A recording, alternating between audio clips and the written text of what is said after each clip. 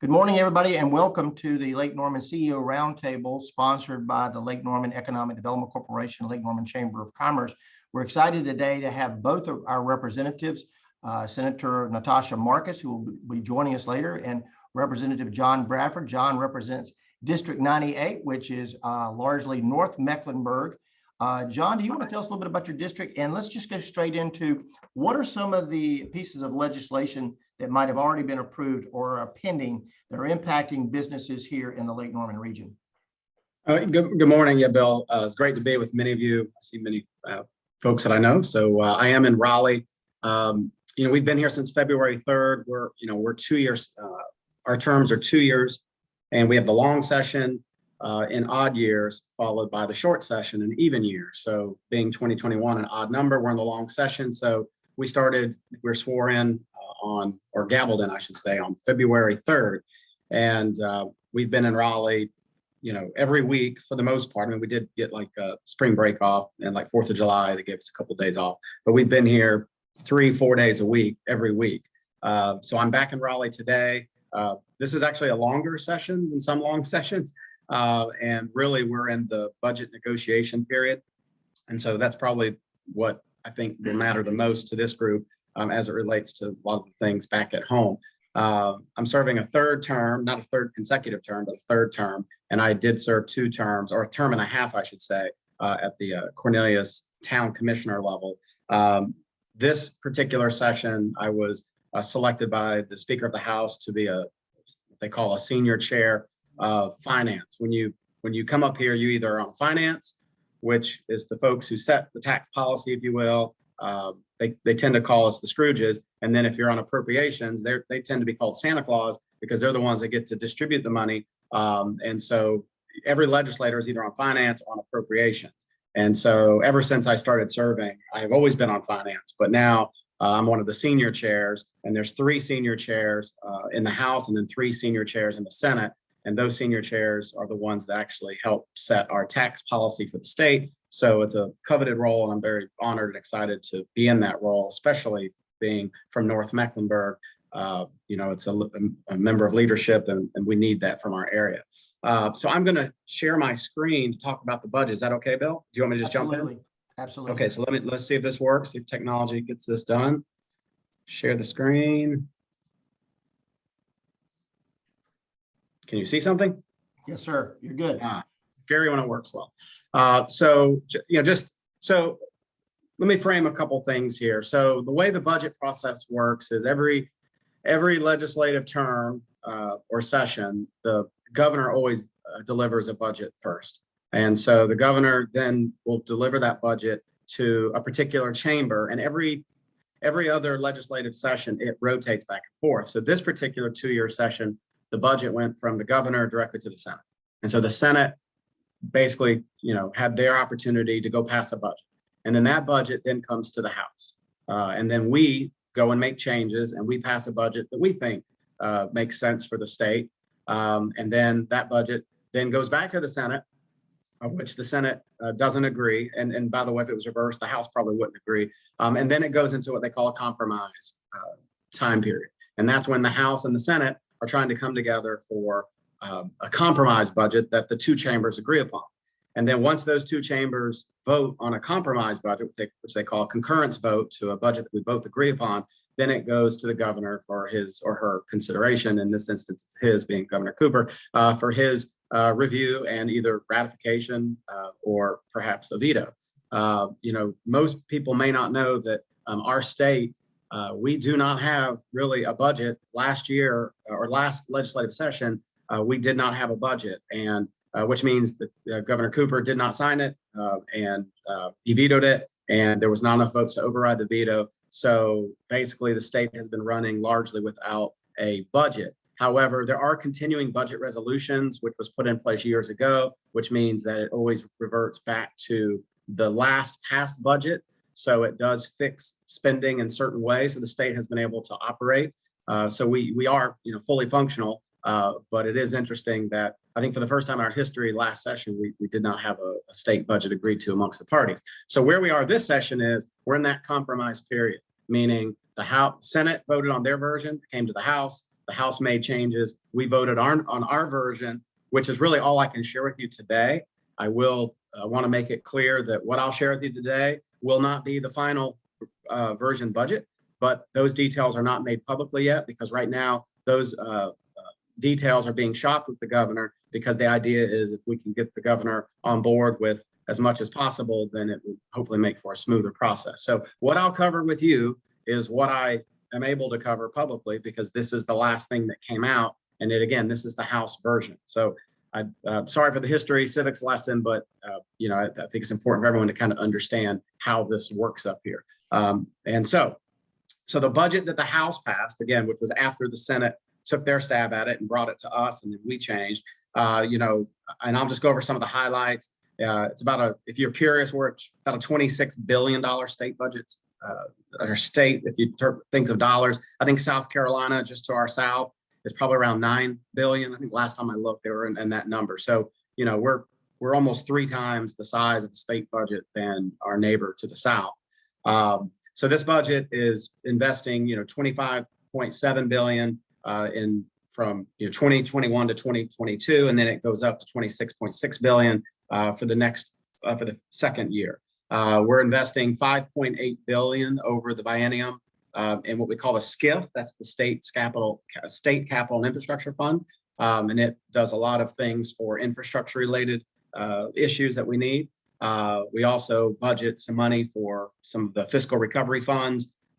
We continue to bolster our savings reserve. This is incredibly important. It wasn't that long ago when the state was in debt in a big kind of way, and we've been able to pay off the debt and now continue to have money in our savings reserves for things that we're not expecting. Pandemic, great example, but so are some of the things like the wildfires that we had just a couple of years ago, hurricanes, of course, et cetera. And what's important is, you won't find me really talking about Republican or Democrat through this process. But I think it is noteworthy that when we voted this out of the House, we had 18% of the House Democrats join us for the vote. So 18% is a pretty significant number, showing that there was a lot of bipartisan support for this particular House budget. So let's just talk about some of the hang on one second. I've got all these things popping up on my screen getting in my way, so bear with me. Okay, so just some of the salary and benefits. The House version, 5.5 pay raise for school teachers, 5% raise for most state employees, some raises for our state correctional officers. We'd be moving the minimum wage for non-certified school employees to $15 an hour by the end of 2023. Some bonuses for state employees that make below a certain threshold. We would be restoring the master's paid degree, and then we'd be giving 8 weeks of paid parental leave for new mothers employed in the public school system, and then another bonus for eligible direct care workers. So there's some high-level salary and benefit items. Hang on. Okay, in terms of just overall education, total increase of 9% in public school funding. Pay raises for teachers, principals, school faculty, non-certified workers. I want to be careful not to read all these. You can read for yourself. These are the highlights. 10 million in school safety grants for equipment, crisis counseling. I mean, this pandemic has brought a ton of crisis counseling, just from people's mental health, even within our school system. So putting more money in safety grants for that is very important, I believe. Some additional lesson plans and materials online, again, trying to promote technology leading type curriculums, and establishes a school safety training center. For our military and veterans, and these are just kind of bucket items, because that was the best way I knew to cover it with everyone. But one thing the House wants to do is eliminate tax on military pension income for service members. So if you retire in North Carolina as a military service member, your pension income would basically not be taxed. I can tell you the Senate does not agree with that provision. I don't know if that one's going to make the final cut, but in the House, that's been extremely important to us. And I was actually a primary sponsor on that bill. Fort Bragg is our largest Army base in the country. And so North Carolina, very clearly being a military state, it seems very fitting that we would offer something like this. But go on to offer a new veteran skilled nursing facility in Wake County, some additional scholarships for eligible children of disabled veterans, and expands veteran employment preference for state jobs to include members of the National Guard. Some disaster relief and flood mitigation. Obviously North Carolina being the geography that we have, we just saw the historic flooding out in the west part of our state around Canton. Of course, we know hurricanes we have to deal with in the east. So North Carolina, we're not exempt from catastrophic type Mother Nature events.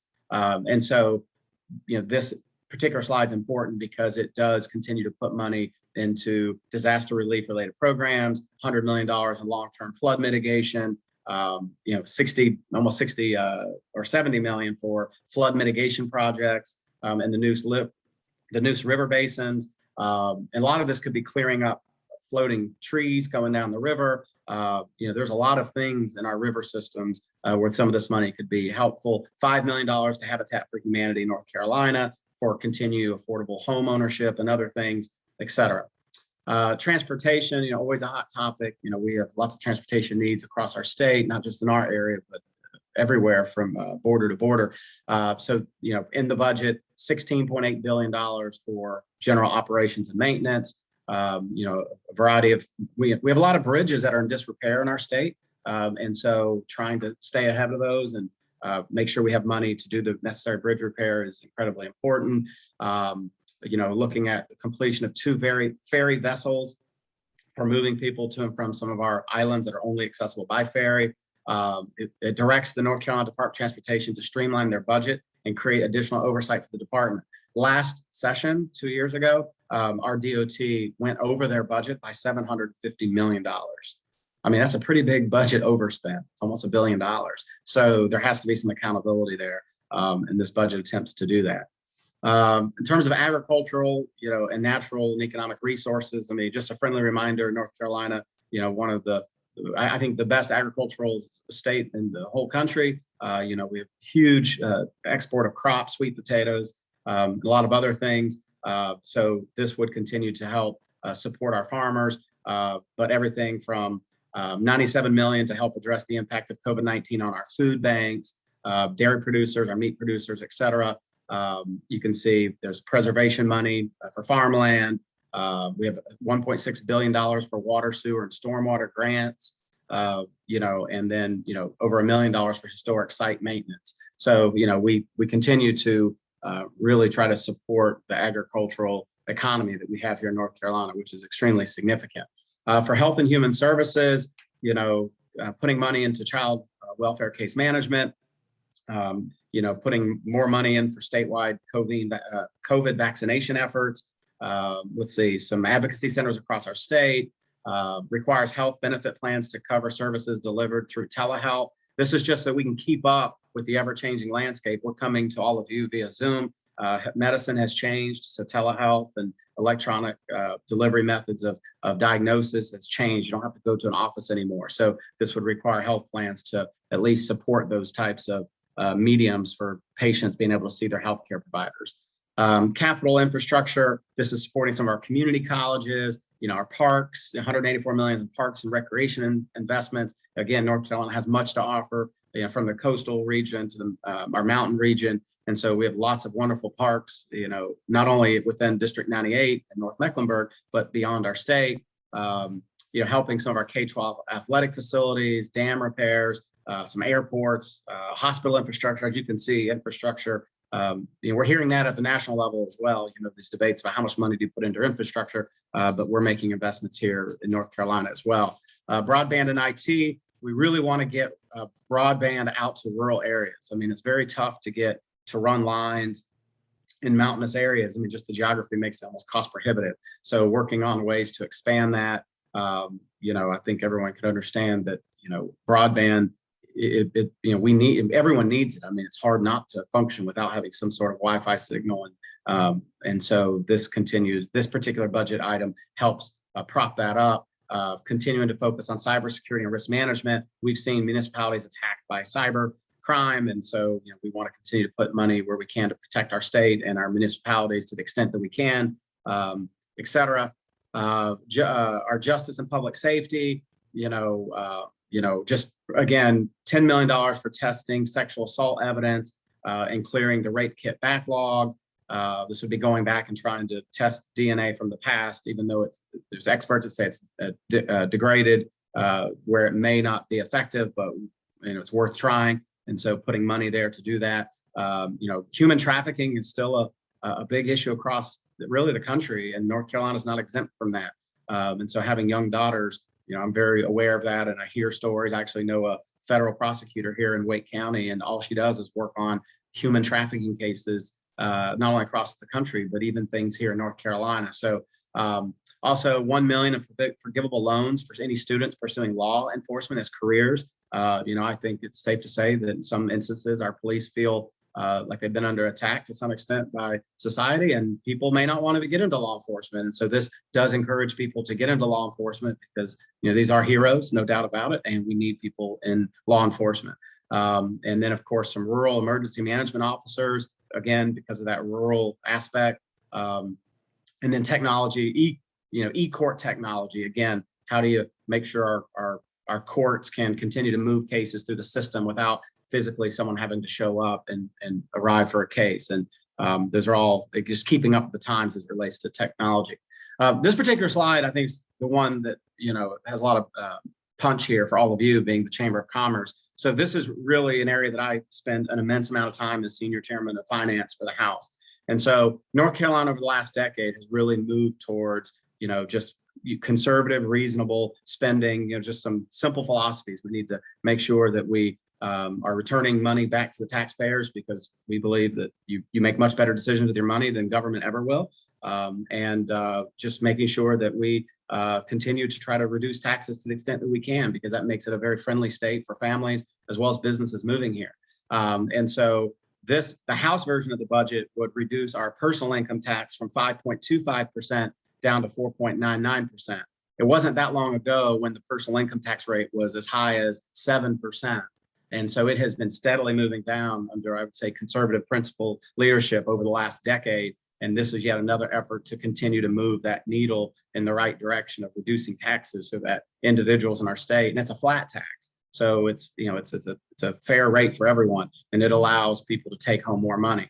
Also on the corporate tax rate, our corporate tax rate is 2.5%. But we still have states out there that have 0 and 1% corporate tax. And so we would be moving our corporate tax rate down to 1.99% over the next couple of years.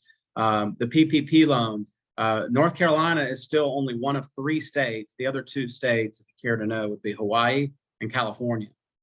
So North Carolina, Hawaii, and California are one of 3 states that right now, if you took a PPP loan, you're subject to pay state income tax on that loan, even though the whole purpose of the loan was a employee stimulus to be able to help your employees receive a paycheck. And the requirement of the PPP loan was to exhaust all those funds on your employees.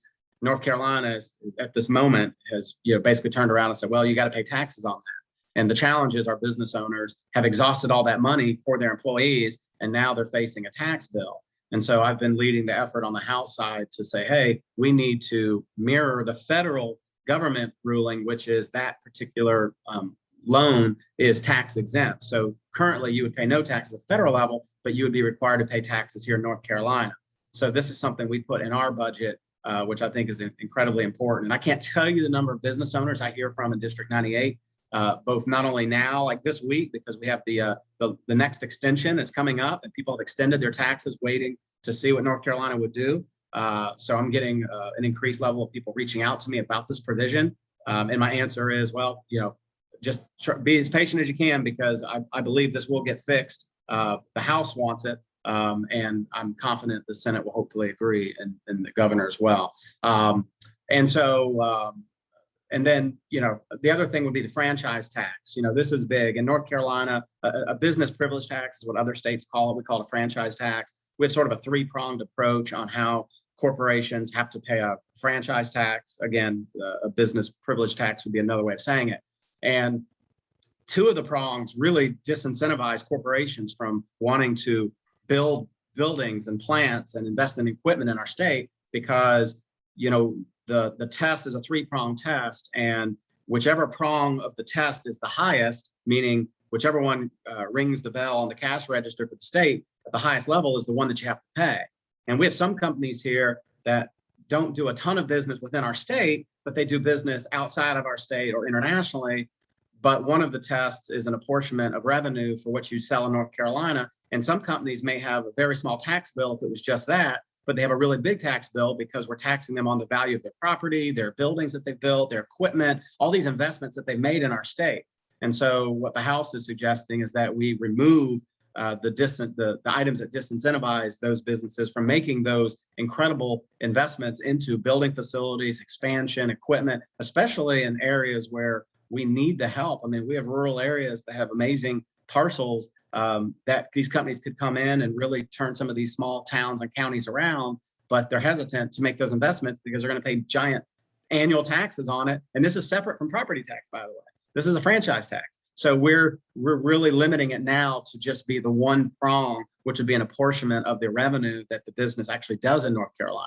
So if if you're only selling a couple $1 million a year in product in North Carolina, you're only going to pay taxes on that. Or better yet, if you're only selling $10 worth of items in North Carolina, and then everything else is outside of our state or internationally, then you would have to pay taxes wherever else you're doing business. But in North Carolina, you'd only be subject to pay tax on that small amount of revenue you make, because what we want is we want your investment. We want you to hire your employees here. We want you to build your buildings here. And that's a great anchor. And it's hard to pick up a big building and move it. So once people build here, likelihood they're going to stay for years. And so those are the types of things that I've been working on on the tax policy side. The last thing I'll close with, and then because I don't want to take too much time, would be District 98 budget impact. These are some of the things that I have fought for in the House budget. $2.5 million for the Kane Center for the Arts. And so for those of you know, there's the Art Center that'll be located in Cornelius, but it will service the entire region. So, Bill and Erica Kane, it's been named after them because of an incredible investment that they've made into the center. So they have not quite finished all their fundraising. So this effort will help get them much closer to the finish line, which I think is incredibly important, not only for the arts, but for our region and a big draw. Huntersville and Apex are two towns that got sort of caught up in it was a formula change that the feds came in and said, if you're a city with 50,000 people and you're adjacent to a big urban area, then we're going to change the formula of the fund distribution on the American Rescue Plan funds. And Huntersville's funds and Apex dropped drastically, and they lost $12 million in funding. And they went down from, I think it was 17 million all the way down to like $4 to $5 million. Whereas Cornelius and Davidson, I think Cornelius was getting a little over 8 million, and Davidson was getting around 4 or 5 million. And yet Huntersville is the largest of those three towns, and they were actually getting the least amount of money. And that formula change just didn't really make sense for at least my district, Huntersville specifically. So I was able to argue and debate and say that this is an unfair change. And I was able to get that $12 million of gap funding that Huntersville lost with the feds in the state budget. So basically the state is backfilling, which is a huge win for Huntersville. And I think I saw Mayor Anarello and I know Mayor Pro Tem Bales. I mean, those two have been in constant contact with me, asking about it. And so I'm happy to help deliver that. We know about the ocular melanoma cluster in Huntersville. It's really unexplainable and it's sad in many ways. And so I've been able to secure more funding for an expert study for the town of Huntersville. Huntersville would, of course, hire experts to continue to look. We cannot turn our backs on that. It's unexplained, but it's too much density, too much of a cluster for it to be unexplained. And so I'm trying to get money. And in our budget, I was able to do that.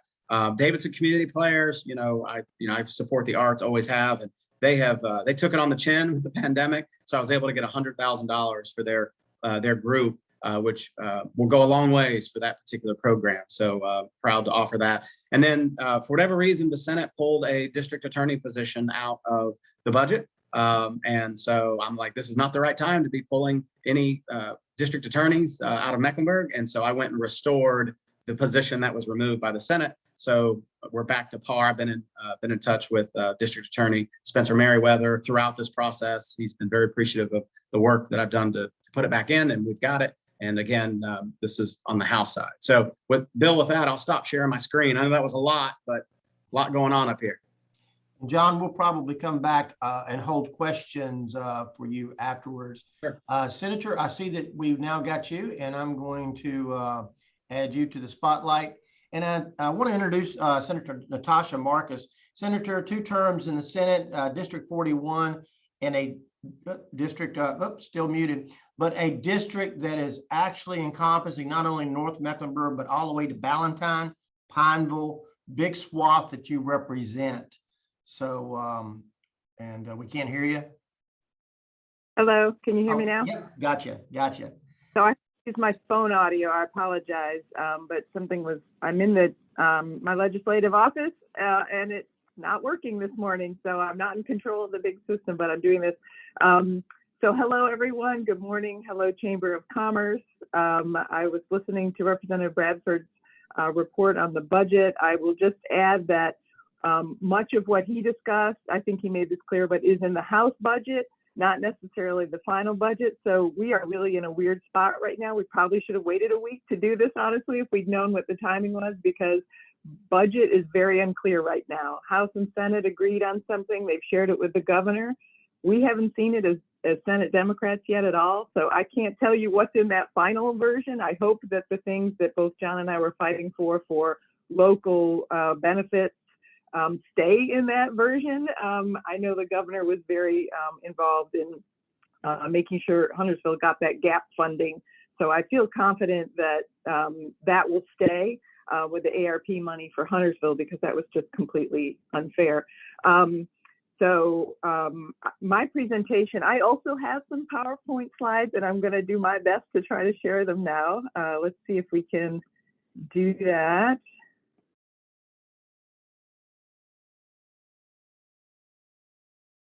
Okay. Please work. There's a delay on my end for some reason too. I think you can see, Yes. just not a good version of it, right? Yeah, I hit that. Okay, it wants me to hit it twice. Now I'm frozen.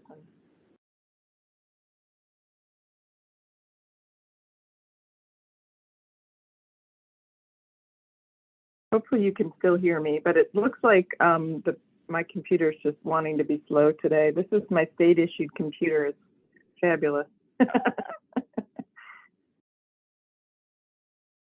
Okay, I think it's up now. So I had planned to speak about more than just the budget, Bill. I didn't know, I hope that I didn't misinterpret your invitation today, but I have sort of a broad approach to, we certainly the budget is important, but given where that is right now, we can't really give you much of a report on it. I thought it would be good to talk about some of the other things that are also happening down here in Raleigh. So I'm trying to go forward in screen and it's being super slow. Oh, this is annoying to me. I'm sure it's annoying to you.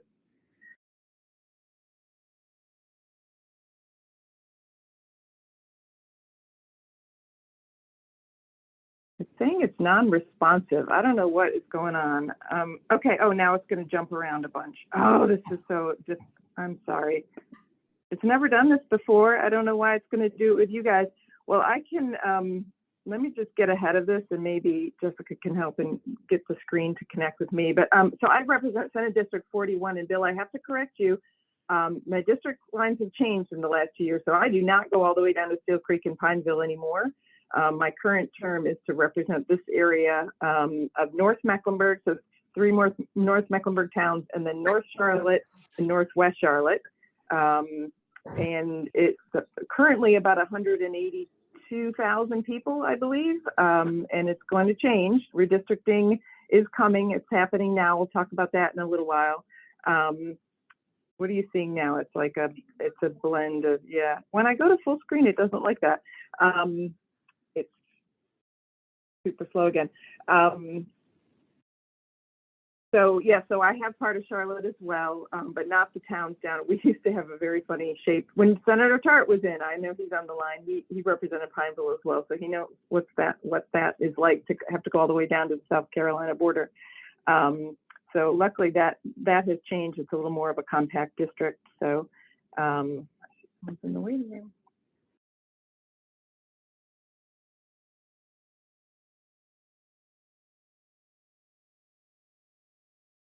Not going to let me share. I don't know what to do.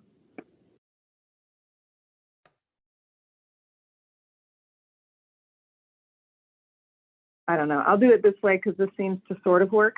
So I'm chair of the Mecklenburg delegation. There's 17 legislators. Some people don't realize that, who represent Mecklenburg County in the North Carolina General Assembly. John Bradford being one of them. We do have a listening session coming up later this week, Thursday evening, and that's our way of being available. We do it by Zoom now because it's not safe to meet in person and it's hard to find places that will host us all. So that's coming up this Thursday. There's a screen later, if we can get to it, about how to sign up for that. That's your opportunity. Any constituent in the Mecklenburg County area who wants to speak to their legislator or all the legislators who represent Mecklenburg County get 2 minutes each just to tell us what's on your mind. So we like to be available. We're often here in Raleigh and not able to see constituents in person. So it's our way of keeping in touch with you. There are many local bills. Representative Bradford hit on a few of these that were important to our local community that I fought for, filed bills for. The Senate is generally, how will I say this, a little stingier with state money than the House is. So they often will say no to local projects. So we just keep fighting. Things as simple as the Save Spring Break Act, which was a CMS request to say, hey, if we have used up all of our snow days and we run into a problem that's going to cancel school at one or more CMS schools, could we use remote learning for a day rather than have to take away part of spring break? Give us that little bit of calendar flexibility. So I filed a bill on that. It ended up being incorporated into a bigger bill and did get passed this year. So there are ways to get around generally the politics of the state Senate, I'll put it that way, and get some things done. So I'm grateful to have Representative Bradford and I both working for these local initiatives that are important here. The environment is very important to me. We live here on the lake. It's important for business. It's important for recreation and the beauty of our area. I'm glad to see that we're going to get the coal ash cleaned up. That happened during my first term with the governor's help. That was very important to me. I'm personally working to reinstate the Mountain Island Lake Marine Commission. Mountain Island Lake is one of the only lakes in the state that doesn't have an active Marine Commission. Those are experts and folks dedicated to the health of the water, basically, and it's an important group that was dismantled when there were some personal fights among the people who were serving several years ago before I was ever involved. And when one county walks away, it's a 3-county effort, or at least it was the 3 counties that border Mountain Island Lake, which, by the way, is the water source for a lot of Charlotte. So it's an important body of water. And anyway, one county got mad, they walked away. That by statute dissolves the whole Marine Commission. So we're working to put that back together. Lincoln County still is not interested in participating, but both Gaston and Mecklenburg are. And so we're hoping that we got that bill passed through the Senate, and we're hoping that the House will take it up and pass it as well.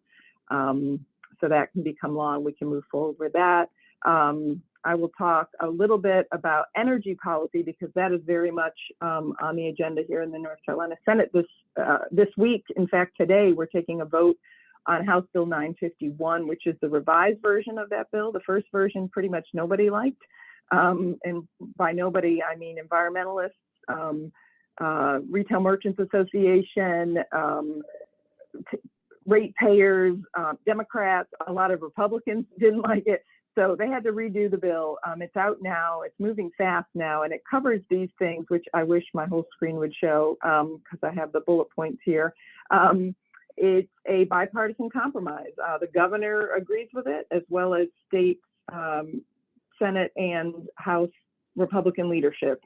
So we're voting on it today. I don't know if it'll get unanimous support. I do plan to support the bill. I think it really moves us forward in important ways toward carbon emission reductions, securitization for the coal retirement costs. That's important. It does allow Duke Energy to have their multi-year rate making plan, which is something they have been pushing for a long, long time. We feel like we can support it now because there are guardrails in place, and the Utility Commission will have some authority there to make sure that ratepayers are getting a fair deal and that it doesn't turn into mega profits for Duke Energy, which, as you know, has basically a monopoly on energy here in our state, the way we run things. So that's an important bill. Watch for those votes. That's happening today. Can't avoid talking about this major gas gasoline line leak in Huntersville. Some people haven't focused on it, which is surprising to me. I guess if it's not in your own backyard or in your town, you're not necessarily aware, but it is the worst gasoline leak ever in the history of our state by a lot, and the largest in the nation since at least 1968. I filed a bill that would, I think, address some of the many concerns I heard from constituents, which is why wasn't someone monitoring that line for leaks other than the company? Because the company didn't know it was leaking for, we still don't know how long, but obviously quite a while, too long, because at least 1.2 million gallons of gasoline leaked into the ground in Huntersville in a nature preserve, which I don't know if it's better or worse. It was in a nature preserve. At least it wasn't people's homes. So far, it hasn't been in anybody's drinking water well, at least none that haven't been capped. But, you know, it ruined a nature preserve and has caused huge upheaval for that neighborhood and impact on property values, and some people not able to move into homes they just built as their dream home. So it's done a lot of damage, and I think the state should have more of a role in monitoring for leaks like this. So if we'd found it sooner, it could have been such a smaller ordeal. So I filed this bill. So far, nobody wants to talk about it, which is frustrating, but I think because this line leaked in my district, I care about it. It goes through the whole state. It goes from Texas to New Jersey. So I'm trying to argue to folks that it's going to leak again, likely. It's getting older and older every year, and it probably won't leak again in my district. So other people should care before it's too late and they're dealing with what we're dealing with in Huntersville. I'll keep pushing for that. I think environmental protections are more and more important as we move forward. We've also got lots of bills related to health and healthcare. It's one of the main reasons that I ran for office. I think our state is really falling down in its responsibility to provide affordable healthcare to everyone. I think it's a shame that in North Carolina and other states, we have people going bankrupt because they get sick. They don't have access to healthcare. And a lot of these people could be covered if we would close the Medicaid coverage gap, or as it's also called, expand Medicaid. We already pay for it because we all have to pay our federal taxes, whether we expand Medicaid here in North Carolina or not. To me, it is a no-brainer that we should expand Medicaid because it would be an economic boost to our state, create jobs, and cover people who are working. So just to be clear, this would cover people who make too much money right now because they're working to qualify for Medicaid, but not enough money to qualify for the subsidies under the Affordable Care Act. So they're in what's called the donut hole, where their incentive then under our current system is to make less money or to somehow jump up to a much higher earning capacity, which obviously everyone would love to do, but is impossible for everyone. So since we're talking to business leaders today, I would just say if you hire and you rely on low wage workers to keep your company moving forward and you want them to have access to affordable health care, I would hope that you would also support expanding Medicaid to cover those people, because most companies don't offer health care benefits to their low wage employees. And so this is really the only option. And it would be great for North Carolina. It would cost us nothing. I see we have some folks from Atrium on. Atrium and the other hospitals are begging for this, saying we have so much uncompensated care that we have to provide to people who are uninsured that it raises the cost for those of us who do have insurance. Raise your hand. I'm lucky enough to have insurance, so I'm good. But our rates, if you're raising your hand too, as someone who has health insurance, your rates are higher than they need to be because we are all having to pay the cost of uncompensated care that Atrium and other healthcare systems have to incur because of this. And right now, there is a huge federal incentive to pay extra billions of dollars if we would just expand Medicaid and take not just the 90% that would cover it, but additional federal money to incentivize us to do it. We're one of just, I think it's down to 12 states now, and we're one of them that refuses to expand Medicaid. So we need to do that. We're fighting for that. The governor's fighting for that. Love to have that in the final budget. We'll see when it comes out, whether it's in there. Public education is so important. I know that our educators are professionals. They're under a whole lot of stress lately. North Carolina does not treat our teachers well. I'll just say it that way. We have had a growing teacher shortage year after year after year. It's undeniable that economic forces are telling teachers and would-be teachers, don't do this job. My own daughter wants to be a teacher. She's a senior in college, and I had to unfortunately advise her, great, be a teacher, but don't do it in North Carolina, not unless we fix how we pay teachers. We have removed so many of the things that teachers rely on. Now, if you're hired as a teacher in North Carolina, starting last year, I believe it was, you don't even get access to the retirement benefits anymore. So it's really hard to recruit teachers when we don't pay them well. All our neighboring states pay about $10,000 more per year. So we got people living in Charlotte who teach in South Carolina, and that's a shame. I've personally met many who were teachers of the year. I met one teacher of the year who left CMS to go teach in South Carolina, even though she lives in Charlotte. And we just shouldn't let that happen. Much like with businesses looking for employees, public schools cannot hire good teachers and keep good teachers if we continue to. They had no raise for the last at least 2 years. We're fighting. That's one of the big fights in the budget about how much they're worth to our state. And I'm pushing for higher numbers than what both the House and Senate have proposed so far. I'll move on because I don't want to go too long on that. Criminal justice reform, we were able to come to a bipartisan agreement to reform some of our criminal justice system. That's great to see. It used to be a partisan issue that Democrats were fighting for. We're now seeing that Republicans agree that some of what we've been doing is not right. For example, there was a policy that allowed bad acting cops. So most cops are great. We like our police officers, but there are some we all know who are not good. And it used to be that they were protected from anyone finding out, including future employers, about bad acts that they have done. So we've changed the law to allow for a little more transparency. It's not public record anymore, but future police, when police officers are looking for a job, other potential employers will see whether they had complaints and have been what I call bad apple police officers. So that should cut down on things. I think the good police officers support that as well, which is why we're able to pass that bill and signed into law. So that's good. There's a lot more going on in that space, but I will jump ahead. Women's rights often get overlooked, but I'm one of the few women in the General Assembly, so I'm not going to completely skip the slide. I will just say that it's important to me and a lot of my constituents that we do better when it comes to women's rights. North Carolina is one of the few states that's refused to adopt the Equal Rights Amendment that would then be invoked at the federal level.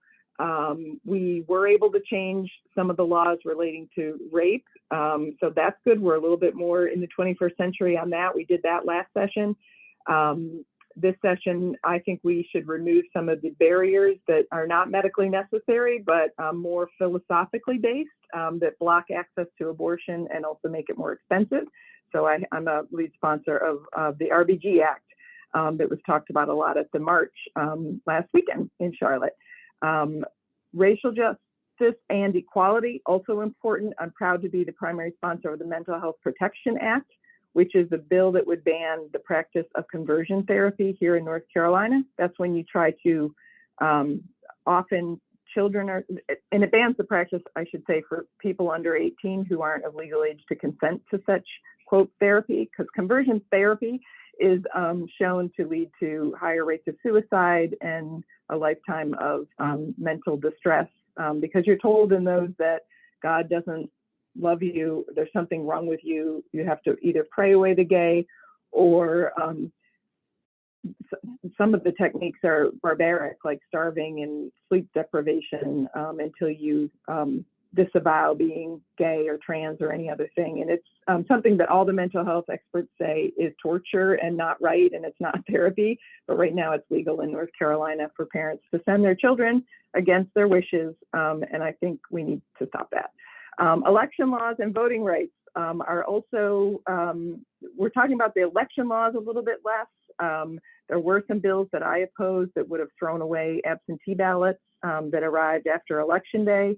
It's my position that as long as a voter votes and has their ballot postmarked by Election Day, that it should count. It shouldn't be up to, you shouldn't be at the mercy of the United States Postal Service to get it there by a certain day, because you can't control how slow the mail is. And we saw there was a mail slowdown in the last election. So for me, the mark should be, you should be allowed to vote by mail right up until election day. And as long as you have a postmark to prove you put it in the mail by then, it should count. If we throw those ballots away, that to me is the opposite of election integrity. So the bill was called the election integrity bill, but it would have been, I think, counterproductive to election integrity. So we fought that. It hasn't become law. It's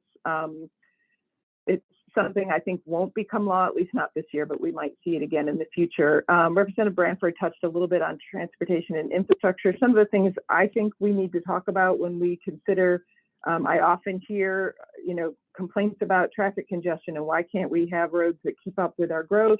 I think part of that is we have very pro-development laws in North Carolina. We don't have impact fees, for example, like some other states and like North Carolina used to have, that would allow municipalities to say, fine, you can build 100 more apartments here, but you have to pay a small part of your profits on that, so that we can add a turn lane and a light, so that the people who already live here are not buried in all that new traffic. I think that's something we should think about and make that balance a little bit better for the people who already live here. But that's a policy debate. And we also don't fund NCDOT very well. We rely on gas taxes, which are going down as cars get more efficient. We don't have the money that we need for roads. So we really need to rethink how we fund NCDOT, because especially for areas like Mecklenburg County, we are growing and we're going to continue to grow. And it's really frustrating when the only relief that we are offered at the state level is a toll lane that privatizes our main road in and out of Charlotte. So I won't get into the toll lane issue too much, other than to say I think that was a very unfair answer to our transportation problems here in Mecklenburg. Redistricting in the census. You're probably reading about that. I'm on the redistricting committee. We met yesterday. The map drawing starts right now. Actually, since this Zoom call has been happening, they've opened the room for map drawing. So we will wait and see who comes in to draw maps. The public can draw maps. Any legislator can draw maps. And I think we shouldn't be drawing our own maps. I think it would be better if we put it in the hands of an appointed commission made up of citizens and people who aren't directly impacted by the way the district lines are drawn. It would save us another decade of litigation about whether districts are fair. But we're required under the North Carolina Constitution to draw those maps, and that will be happening. There'll be a lot of changes in Mecklenburg County. House and Senate seats will change, as well as congressional districts. I don't know whether our congressional district will change too much, but we will see. All that is happening now. And of course, you know by now that the census, the delay in getting the census numbers required delay in some local elections, not our North Mecklenburg towns, because they don't run based on districts. So those move forward as they should.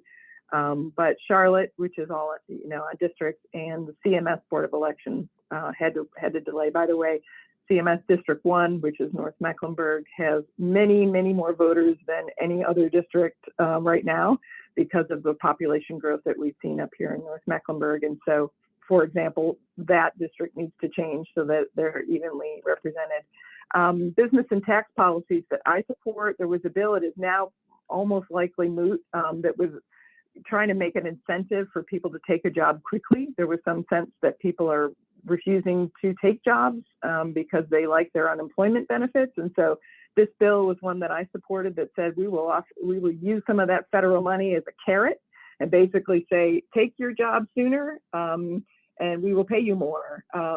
But we were not able to get the federal government to change their position that said you cannot use the federal money for that. And then, of course, by September, I forget what the exact date was, but somewhere in September, a deadline that has already passed, all federal benefits, additional federal benefits for unemployment went away anyway. So that bill's moot. I do support, there's a Senate bill, it's 524, that'll be swept into the budget. So we don't know what the final number will be, but we have a whole lot of COVID-19 relief funds. And believe especially small businesses have been hit hard. Our bill was $250 million for COVID-19 relief funds. I think that number will actually go up in the final budget, as it should, because so many businesses are under a variety of pressures. I probably don't need to tell you, I'm talking to business people, but it's hard to get supplies. It's hard to, customers don't want to come. You have to change your business model. A lot of upheaval has happened. And so we need to support, especially our small businesses. The bigger businesses have actually had some record profits, as I understand. Representative Bradford spoke a lot about the budget, so I don't know that I need to go into too many of the details other than to say, I guess I will just reiterate that the Senate tends to be a little more stingy. We have a massive budget surplus this year that we did not anticipate, plus all this federal money. So if there was ever a time to give teachers the raise that they deserve, to close the healthcare coverage gap, to improve pipeline safety, to make sure Huntersville gets its fair share of the ARP funding, to fund a district attorney in Mecklenburg County, this is the year to do it. There's no good reason not to, other than a desire to just prove, we can be as austere, these austerity budgets are in and of themselves a good thing, I guess, is some people's philosophy, but all the budget versions, Senate, House, and the governors put a ton of money, like billions of more dollars in the rainy day fund, which is already very well funded. And we can pay for things like better public school investments and all those things that I mentioned. So I would just say that let's not have an austerity budget just for the point of being able to say that we have that. Like, let's invest in our state, because businesses want that, people want that, school kids need that. And it would, in the case of healthcare investments, literally save lives and put us on the path that I think we want to be in North Carolina as a more progressive, business-friendly, family-friendly, healthy state. So let's use some of this extraordinary money that we have to do that. This is my breakdown. Now, I know you can't see the whole screen very well because of my technical difficulties, but this is a little bit of a breakdown on the various proposals, which again, we won't know until they tell us what's in the Republican compromise budget, and then what the governor will agree to, and then we'll have to vote. The vote on the budget is always really tough because there's always good things in there, and then they sometimes put poison pills and really bad things in there. So the question is, are you going to vote yes or no on the whole thing? You got to, you can't carve out the parts you don't like. So we'll see. I don't know how I'll be voting on the budget because I haven't seen it. Hold on, we jumped forward. We're almost at the end. How many more minutes do I have, Bill? Well, you as many as you need. Okay, I'm trying to talk fast. American Rescue Plan funds, for example, our state will receive $5.7 billion under ARP. Still no agreement on how to spend it. There's been this massive delay like we've never seen with the budget negotiations. It's really amazing to me that it's taken this long for House and Senate leaders, both of which are run by Republicans, so you'd think they could agree a little faster, but it's taken, what's today, October 6th, 7th, something like that. And we are way past the start of the new fiscal year before they were even able to agree on their compromise to give it to the governor end of last week. So we're way behind. And in the meantime, all these investments we could be making and getting going, and school had to hire their employees, and they've got some huge gaps that they're not able to fill, bus drivers and other things, because they don't have the money to pay them. So we really need to get moving forward on this. There's we can fight about the details and who gets a little bit more than someone else, state employees versus school teachers, and we can fight about all those details, but I'm just amazed it's taken this long to get even where we are now. We've got to get this budget moving forward. Here's some bills that I supported that have been signed into law. So just in case you think that all we do is argue and not get things done, we have been getting some things done, and these are some of them. We had, I don't know if you followed, but North Carolina had the lowest age, the lowest age at which someone could be married. Us in Alaska had allowed for 14-year-olds to get married. And it had resulted in some really disturbing statistics about how our state had become the destination state for child marriage. particularly our mountain counties reported that the majority of the marriage licenses they were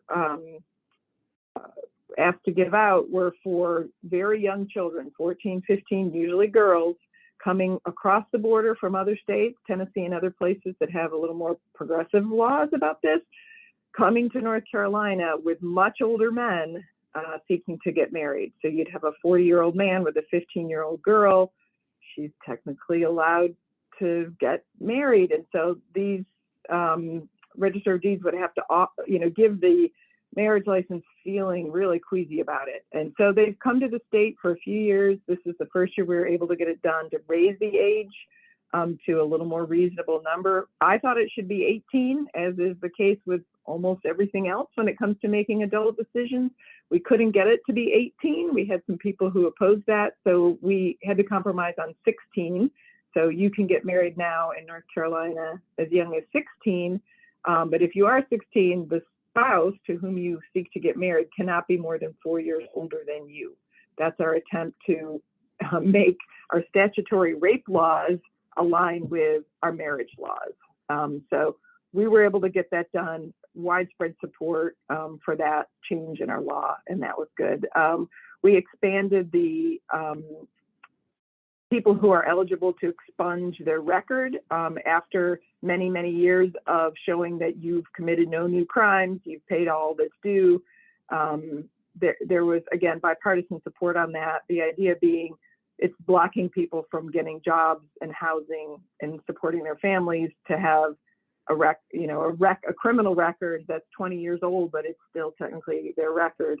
So we expanded expunction eligibility. We were careful that it would be, after only, I think it's 20 years of good behavior before it expunges, but that was good. There was a joint municipal power agencies and investments thing that both Cornelius and Huntersville, I'll mention it, most people don't care about this, but since I got a lot of Cornelius and Huntersville people really supported this, that would help make the rates at which they pay go down.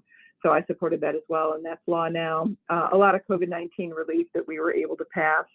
I will skip on to the next slide. We have 2 upcoming events, and you are all invited if you haven't heard enough from me and other members of the General Assembly today. We have our listening session, which I mentioned at the top, is this Thursday from 7 to 8. The bit.ly there, the sign up is there. If it's hard to see that or you're not getting it, feel free to email me after this. My email will be on a future screen. If you'd like to join, again, that's your 2 minutes to speak to us, all of us. Not everybody can come to everyone. I don't know, for example, whether Representative Bradford will be on that call, but many of the legislators in the delegation will be there, and I'll be chairing that. And then I have my own town hall in which I will share a lot of what I just shared with you, so you may not want to come unless you want to hear it again. But again, this is my way of being accessible to my constituents who have a little more time for question and answer on that day, and it's next Tuesday, October 19th, 7 to 8 by Zoom.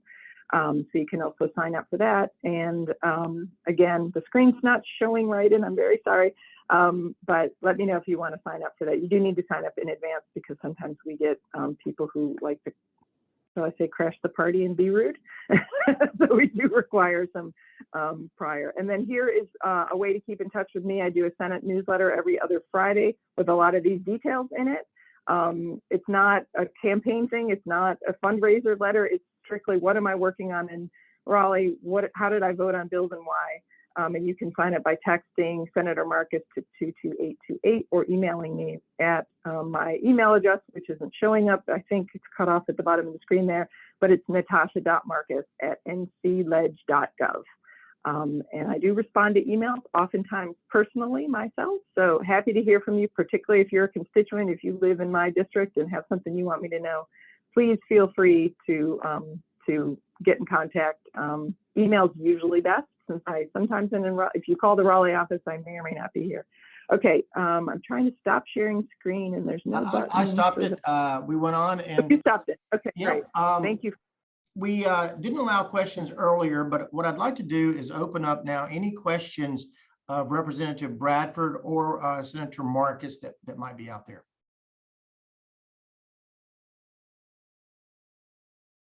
Any questions for anyone?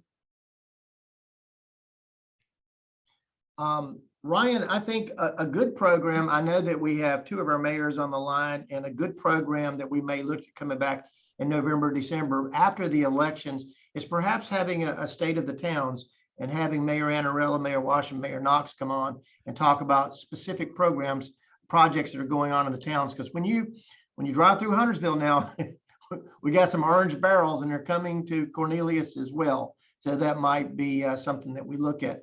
Ryan, a lot going on in the EDC too. Can you give us an update? What's going on with economic development? And I know we had a great announcement, I think, in the last 2 weeks. Yeah, I'll be glad to. Bill, I believe Kristen had a question before I start. I'm sorry, I wasn't quick enough on the mute earlier. And thank you very much, Senator and Representative. I really appreciate the depth of your report. This was extremely helpful. With Atrium Health, and obviously very interested in the Medicaid expansion provision, and in the conversations that we've been having with the Speaker, the Senate President, and the Governor. It sounds like Medicaid expansion is in play in the budget negotiations that are going on, and it sounds like the biggest potential barrier is its ability to pass the House with that provision in there. So I was wondering if Representative Bradford could share with us his gut instinct or insights in terms of if this does get included in the negotiated agreement, what do you think could happen, and how can we get this over the line? So I don't know those details. So you clearly know more than I do in terms of I guess what's in the final budget. I don't want to guess or speculate. I guess we'll have to see. You know, and those details will be coming forth hopefully soon. You know, I do know that like in the House budget, we included $50 million, you know, for, you know, Medicaid-like things, you know, specifically for people who have intellectual developmental disabilities. I mean, so there were some flavors of things that, you know, were Medicaid expansion-like in the budget, but I really don't have any details beyond it. So to Natasha's point, we're probably about a week early on this call. So I look forward to, you know, hearing more and as those details become available. Sorry to give you such a generic answer. That's just the truth. I don't want to guess. No, that's really helpful. I'm still learning the dynamics, and I just, Sure. you know, obviously there's a lot of talking points that you probably have all had, but in terms of this being pretty much coming from a state where I most recently lived, where it was a Republican legislature and a Republican governor, and we did enact Medicaid expansion, and it ended up being a tremendous workfare policy because it really did allow the working poor to stay employed and on their medications if they needed it, and getting the support they needed and keeping them off of welfare. And it was really transformative in a way that I didn't candidly expect. So I'm really hoping that perhaps we can take advantage of this opportunity. So thank you. I'll just add, Kristen, thank you so much, and thank you to Atrium for pushing on this issue. I think for a long time, healthcare providers tried to leave it to politicians and to decide, and they're finally weighing in a really vocal way. And I think that might be the thing that pushes us over. I know a lot of rural hospitals have closed because of the lack of Medicaid expansion. And those hospitals are in districts like Senator Berger's, who has always been adamantly opposed to Medicaid expansion. So unfortunately, as they see those things happening, like Atrium's not going to close, thank goodness. Here in Mecklenburg, we have, you know, two really strong healthcare systems. But I appreciate you guys pointing out how important it is, not just for Atrium, but also for Novant and also for all those rural hospitals, because people without healthcare in our rural parts, you know, they literally have to drive hours to find a doctor, and we could fix that with federal money. And I appreciate what Representative Bradford said about, well, there are some provisions to provide additional money for Medicaid-like services, and I support those for people with developmental disabilities, et cetera. But why would we spend state money when we have this federal money at our fingertips? All we have to do is say, yes, please send us the money. We could do all of this with no, you know, just to be clear, it would not result in any added expense at the state level to do it. So thank you for pushing for it. I hope that you're right, that there is some movement on this. All I've heard, just to share what I know, is that at least on the Senate side, Republican leaders are saying they're willing to expand Medicaid coverage longer postpartum. So for women who have had babies, instead of cutting them off after, I think it was 2 or 3 months of coverage, like, so the baby's 2 months old and the mother no longer has health care, we'll expand that to a year. And that's part of Medicaid expansion, but that's the only part that I've ever heard them say they're willing to do. And there's so much more that we need to do. So let's wait and see. I've got my fingers crossed for improvements on this issue. Thank you for bringing it up. Bill, can I ask something very quick? Yes, sir, Mayor. Okay, thank you. I just want to know if at the state level, there's any more clarification or feelings about the ARPA funds than we have here locally. I mean, it's just convoluted and confusing, and I know we're gradually getting some clarification, and then they change it, and it just seems like a mess. I don't know. Do you have any idea when that will get some final clarification on how we can use it and what we can use it for and things like that? Woody, I'm sorry. I'll direct that to either one. Well, I'll jump in first. I can tell you, at least, I work with, being on the finance side, we have had to try to navigate the rules from the feds, a lot of this money really all year. And so we have some of the smartest, I say it all the time, the smartest staff in the building are not the lawmakers. It's actually our general staff who are working on all the details as it relates to making sure we stay within the federal guidelines, et cetera. And we have some really smart people there that I work with. And, all year long, we've been navigating that. And we are often at the same level of ambiguity as I think you're suggesting at the towns are, where we're waiting on additional clarification from the Fed. So we don't have a magic 8 ball up there where we, necessarily know something before you do. And if we did, well, I don't see why I wouldn't share it. So I think that's just an ongoing challenge. I think even the feds have continued to change rules. A great example would be the formula funding for both Apex and Huntersville that impacted those towns. I mean, it was a formula change, and it hit 2 of our towns here in North Carolina significantly, and that was a change that we had to adapt to. So we're working hard to know what those are, but we can't push along any further than what they're willing to share with us. And usually we're waiting on the Treasury to give us guidance. Yeah, we're just hoping so sincerely that we get to use at least a portion for transportation and infrastructure and things like that. That's so important, but we'll see. I understand. Mayor, I'll just add, I agree with what Representative Bradford said, that these federal rules just come when they come, and they're as clear as they are or not. There's not much we could do on that, but I do know the governor has put some resources aside to assist local governments because in this process. So hopefully you've been connected with that organization. If not, let us know, and we're happy to connect. But there's a recognition, I think, at the state level that some of these local governments are getting dollar amounts that they have never seen before. I think Cornelius was set up better than some of our more rural areas to handle it. You've got good staff and smart people, but there is help for anyone who needs it at the local level to navigate this. And the other thing I've heard is that it's going to be pretty flexible. So hopefully, I agree with you, some transportation expenditures would be great. And it sounds to me like there aren't going to be a lot of limits on how the local governments have to spend the ARP money. So let's hope that holds. Any other questions of our 2 legislative representatives? Well, Ryan, again, back to you. A great announcement in the last couple of weeks, and you've also added a staff person that I think is online. Yeah, thank you. We're very fortunate. We had a company, Safeguard Medical, announce they're relocating their headquarters to Huntersville. They're going to occupy a 160,000 square foot building, bringing 100 new jobs to the area with an average wage of around $70,000, with plans to grow that to 250 new jobs, and also have a big impact for Sally and her folks in the hotel industry. They do a lot of training. So they'll be bringing folks in from around the nation, around the world to train in that facility. So that'll be good for all 3 towns. Quick project update. We're at 54 active projects right now. That'll probably decrease. Elizabeth and I are going to go through our Salesforce this morning and audit those, make sure everything's up to date. So that'll drop. But we're really excited. We have projects in all 3 towns right now. We've got an exciting lunch tomorrow in Davidson to talk about a good project there. Mayor Washam's aware of a very exciting project we're working on in Cornelius, and then obviously got some good announcements in Huntersville as well. So I was excited to hear about potential additional funding for apprenticeships in our community college.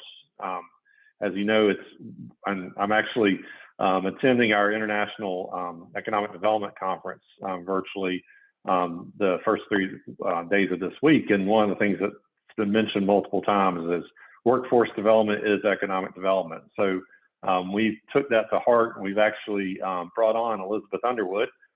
She's our new workforce development manager. She's hit the ground running, started on June 8th, which I remember that date because it's my anniversary. So I'll always remember Elizabeth's first day. But she's doing a great job connecting our local schools and to our local businesses, working with Mayor Pro Tem Bells and the rest of our ED team. So we've got an event coming up, a speed networking event. I'll let Elizabeth give you a little overview on what that event looks like and how, if you're interested, you'll have the opportunity to participate.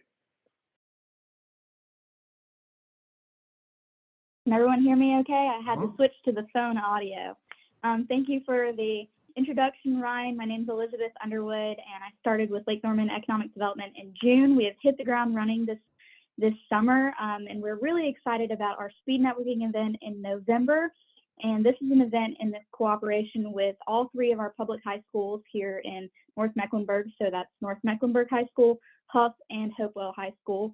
And the 3 CTE coordinators, myself and Mayor Pro Tem Bales, have come together to survey our students of not only what their career interests are, but their talent interests and how we can help them progress as high schoolers and enter the workforce.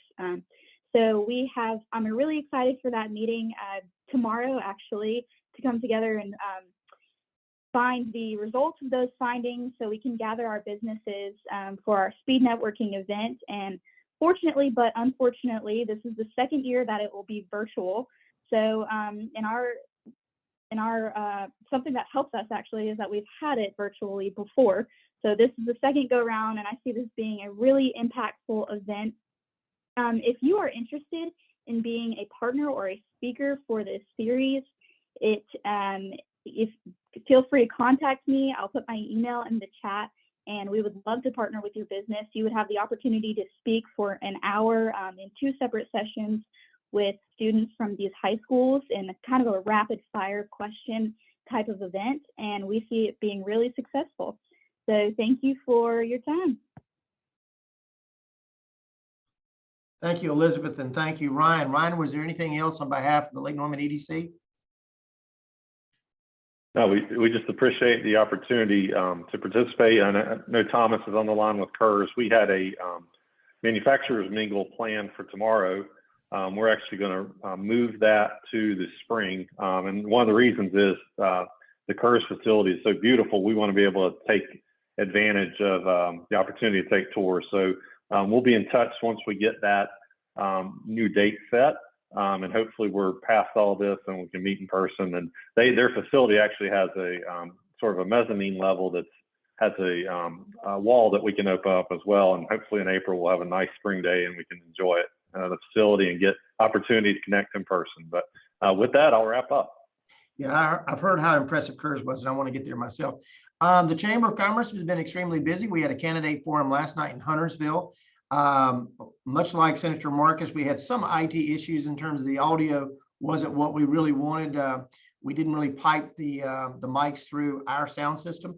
We're going to see if we could possibly do that with the town of Cornelius. Town of Cornelius's candidate forum is this tomorrow. It's Thursday, 7 o'clock to 9 o'clock, both in person and virtual. If you want to be in person, you must RSVP the Chamber of Commerce, though. We are social distancing there, requiring masks. So we have some limitations. The Davidson Candidate Forum is going to be on the 14th. It will be strictly virtual. And again, you can RSVP and we'll send the credentials. All 3 are going to be recorded so people can see them at their leisure.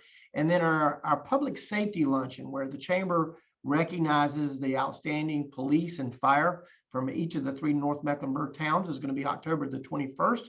And that's going to be held at Northstone Country Club. And you'll see more information about that. Wells Fargo is going to be our presenting sponsor of that particular program. Lots of things going on. Just check our chamber event calendar at lakenormanchamber.org. I want to thank Senator Marcus and Representative Bradford again for taking out time to be with us today, and all of our participants who joined us virtually. And that concludes our CEO Roundtable, and thank you very much. Thank you very much. Bye, everyone.